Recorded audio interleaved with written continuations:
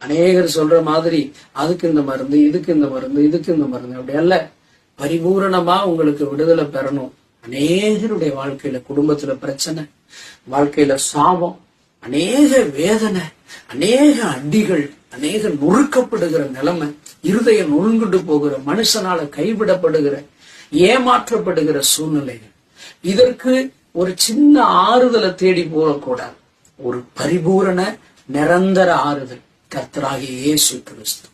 ஆகையினால உங்க வாழ்க்கையில எப்பேற்பட்ட வேதனைகளும், எப்பேற்பட்ட கஷ்டங்களும், எவ்வளோ போராட்டமா இருந்தாலும் கர்த்தருடைய வசனத்தையும் அவரையும் முழு நிச்சயமா நம்பி அவருடைய வார்த்தைய உங்க இருதயத்திற்குள்ள அதை பதிச்சு வச்சு அதன்படி வாழ பிரயாசப்பட்டாதான் பரிபூரண விடுதலை உண்டாகும்.